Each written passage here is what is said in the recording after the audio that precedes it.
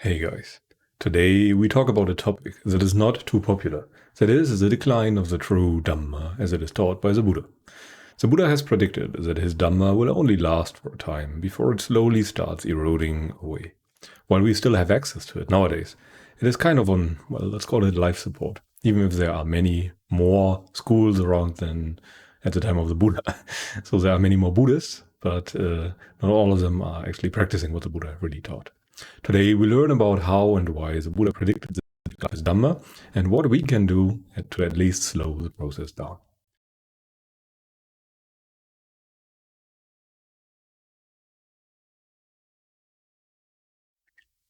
But first, let us start with the state of the Dhamma right now.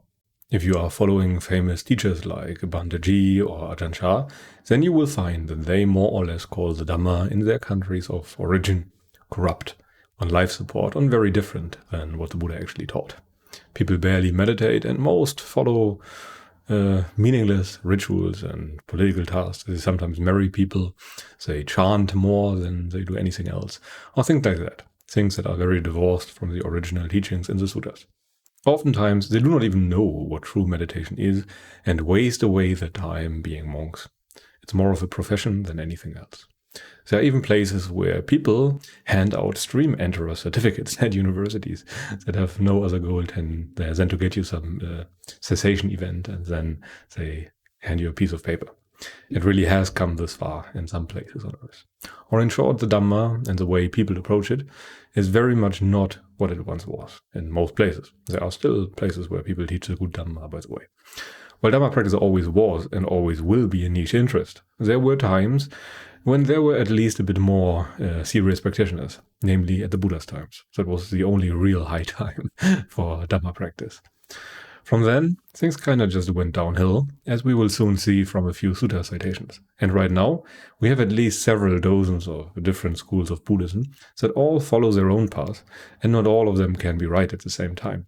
While their existence points to the fact that people gain something beneficial from them, it is also clear that not all of them can teach us what the Buddha ultimately taught.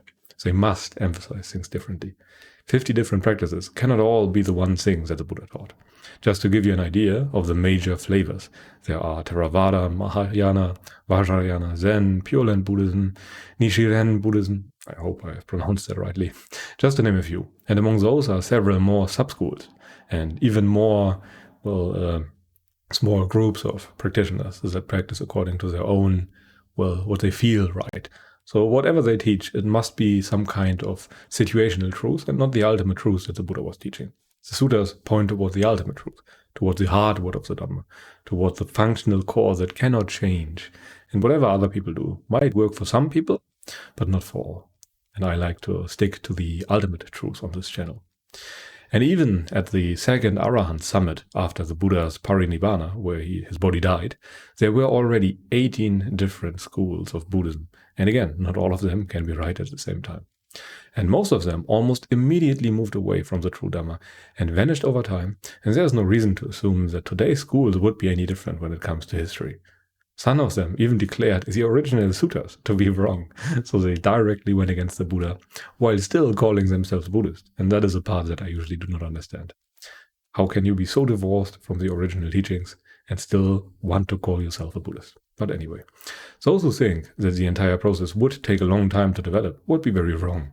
Even right after the Buddha died, one of the greatest disciples of the Buddha, called Kassapa, already mentioned that people already started teaching a corrupt Dhamma, and that something has to be done to ensure that it may last for a long time.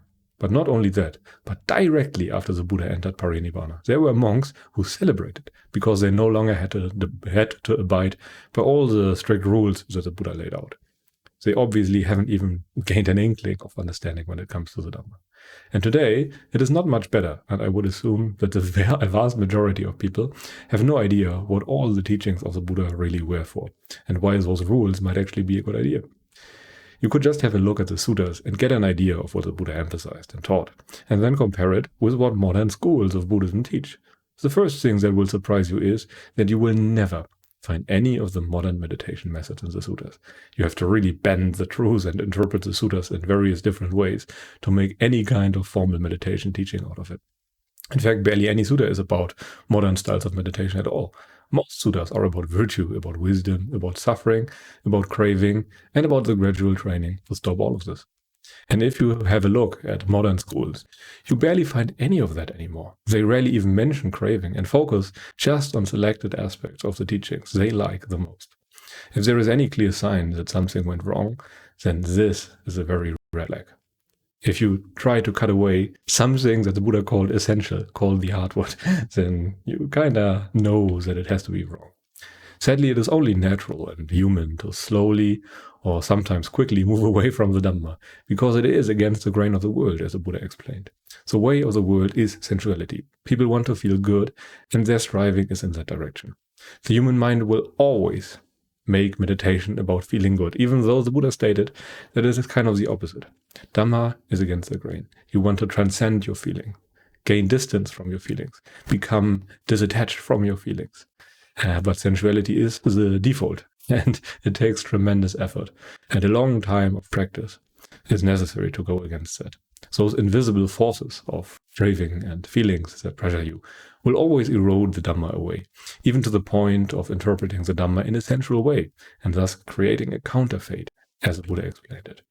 And the Buddha knew all of that, and he even exceeded past Buddhas when it comes to expounding the Dhamma, so that it will last for a very long time for the benefit of all beings. And when asked, he said that previous Buddhas were often missing important core parts of the teachings. Sometimes they hadn't laid out the patimokkha, the code of conduct for monks and nuns. Sometimes they were habitually reading the minds of their followers and giving them teachings that were too specific to benefit anyone else. And they were basically useless for other people. And yet other Buddhas gave very few suttas and lectures at all, or focused only on one specific aspect of dependent origination, like Namarupa and Vijnana. And all of this led to the quick vanishing of the teachings shortly after the past Buddhas were in Nibbana. But let us now come to the few statements the Buddha made on the topic in suttas like Samyutta Nikaya 6.13, I think, Samyutta Nikaya 20.7, or Anguttara Nikaya 5.79. In the first of those, the Buddha explicitly stated that the Dhamma cannot vanish due to outsiders. It always has to vanish from within, because of foolish practitioners who misunderstand and misinterpret the true Dhamma. He compared his Dhamma to gold that will last for a long time, as people do not discover, create, and distribute false gold. The Buddha also said that it is when practitioners lose respect and reverence for the Buddha, the Dhamma, and the Sangha, the training, and even samadhi, or non-lust, as it is sometimes called, then the true Dhamma will vanish. And in the second sutta, the Buddha said the following: in a future time, there will be mendicants, renunciates, who won't want to listen when discourses spoken by the realized one, deep, profound, transcended, doing with emptiness, are being recited. They won't even actively try to listen and understand, nor will they think those teachings are worth learning or memorizing. But when discourses composed by poets, poetry with fancy words and phrases, composed by outsiders or spoken by disciples, are being recited, they want to listen to it. They will actively listen and try to understand, and they will think those teachings are worth learning and memorizing. Or in short, people will lose interest, and the natural tendency towards sensuality will creep in until it appears completely normal to anyone who starts practicing Buddhism. The Buddha further predicted that all additional future perils will arise in the world that lead to the decline of the Dhamma. He said, in a future time there will be renunciates who have not developed their physical endurance, virtue, mind, and wisdom. They will ordain others, but will be unable to guide them in the higher ethics, mind, and wisdom. They too will not develop their physical endurance, ethics, mind, and wisdom. They too will ordain others, but will be unable to guide them in the higher ethics, mind, and wisdom. So as you can see, when you have not understood anything for yourself when it comes to those things, when you do not see the benefit of virtue, how it works, and all the other things, then you cannot guide others in the process. And in discussion about the teachings and classifications, they will fall into dark ideas without realizing it. And that is how corrupt training comes from corrupt teaching, and corrupt teachings come from corrupt training. Also something that the Buddha said. And the senior mendicants will be indulgent and slack leaders in backsliding, neglecting seclusion, not rousing energies for attaining the unattained, achieving the unachieved, and realizing the unrealized. Those who come after them will follow their examples. They too will become indulgent and slack leaders in backsliding, neglecting seclusion, not rousing energy for attaining the unattained, achieving the unachieved, and realizing the unrealized. And that is how corrupt training comes from corrupt teaching, and corrupt teaching comes from corrupt training. So those things are interconnected. You cannot really single out any one reason. It has multiple influences. In addition to that, there are numerous other suttas that deal with the decline of the Dhamma, at least indirectly. When communal harmony is missing, the result will be a schism in the Sangha, and the likelihood of lasting for a long time will diminish. When people neglect virtue, then there is no longer any fertile ground for Dhamma teachings to find footing. And in old and modern days alike, people tend to be selective and secretive about the teachings and make it only for special people. You need some kind of initiation, even though the Buddha condemned that and explicitly said that his teachings are like an open hand and not like a closed fist. There are no secret teachings in Buddhism. Every single sutta contains the truth. And it is not something that the Buddha has to hide or that you have to attain through worshipping some kind of teacher. Yet in modern times, that is not too rare. And ironically, basically all the practitioners of the predictions of the Buddha became true. And just as he said, people will not even realize it and will think that they are completely right, doing the good practice. And in reality, their training is often not even a training at all. And it is very, disconnected from the suttas and what the Buddha actually taught. More often than not, some teachings do not even mention craving at all and generally emphasize very different things from the Buddha that I am personally confused about, why they even want to call themselves Buddhist. That said, even though the Dhamma is in a bad state, it is much better to focus on the positive aspects.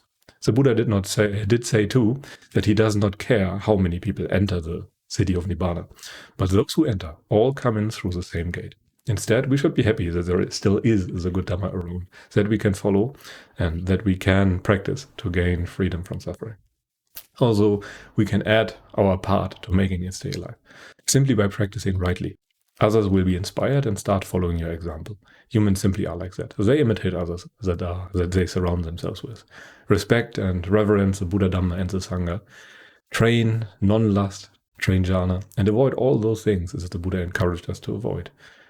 Avoid the unwholesome and cultivate the wholesome.